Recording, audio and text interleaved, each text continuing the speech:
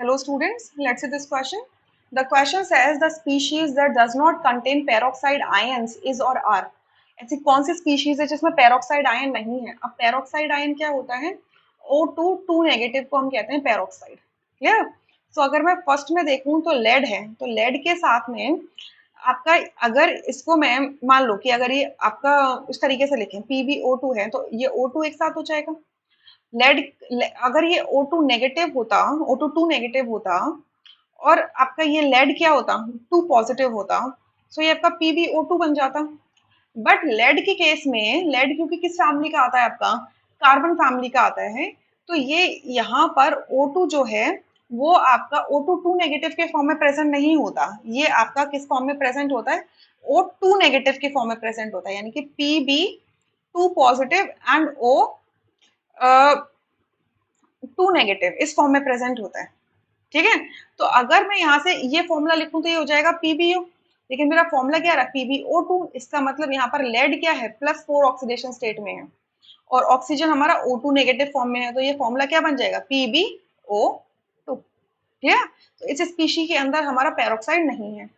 Second में देखते हैं H2O2 में, H2O2 में, क्लियर, H2O2 के अंदर हाइड्रोजन क्या होगा, +1 में होगा, हाइड्रोजन हमारा किस में होगा, +1 में होगा, तो ऑब्वियसली ऑक्सीजन ये O2 किस में हो जाएगा, -2 में हो जाएगा, पूरा O2 के ऊपर क्या आएगा।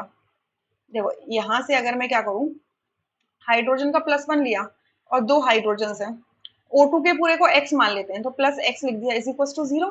सो x की वैल्यू कितनी आ जाएगी, -2, यानी कि यहाँ से पूरा ऑक्सीजन जो है, ये O2 जो है, इस पे क्या आएगा, -2 का आएगा, यानी कि ये पेरोक्साइड कंटेन करता है।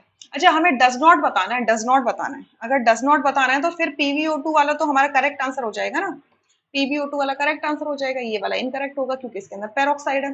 सिमिलरली थर्ड केस में SrO2 है, तो हम क्या कर लेते हैं, Sr स्ट्रॉन्शियम है, इसकी +2 ऑक्सीडेशन स्टेट होती है क्योंकि सेकेंड ग्रुप का मेंबर है, और O2 के लिए हम X ऑक्सीडेशन स्टेट मान लेते हैं, it is equal to 0। So X की वैल्यू क्या हो जाएगी, -2, यानी कि यहाँ पर भी ऑक्सीजन कैसे फॉर्म में प्रेजेंट है, पेरोक्साइड के फॉर्म में प्रेजेंट है, तो ये भी ऑप्शन नहीं हो सकता। फोर्थ देखो BaO2, बेरियम जो है ग्रुप 2 का मेंबर होता है, तो बेरियम की ऑक्सीडेशन स्टेट +2 होगी और O2 की ऑक्सीडेशन स्टेट को X मान लेते हैं, तो ये हो जाएगा 0। सो X कितना हो जाएगा यहाँ से, -2। ठीक है, तो यहाँ पर भी पेरोक्साइड के फॉर्म में प्रेजेंट है ऑक्सीजन। अब देखो एक चीज आपको मैं यहाँ पे स्पेसिफाई कर दूं कि मैं O2 के लिए X बोल के चल रही हूँ, ठीक है, तो अगर मैं, जो भी आपके एक स्पेसिफिक काइंड के एटम्स होते हैं और उनके ऑक्सीडेशन, उन पे चार्ज निकालना होता है, तो उसको हम ऑक्सीडेशन नंबर कहते हैं, तो X क्या हो जाएगा यहाँ पर, ऑक्सीडेशन नंबर हो जाएगा, ऑक्सीडेशन नंबर। लेकिन अगर मुझे ऑक्सीडेशन स्टेट निकालना है, तो ऑक्सीडेशन स्टेट होता है ON डिवाइडेड बाय N।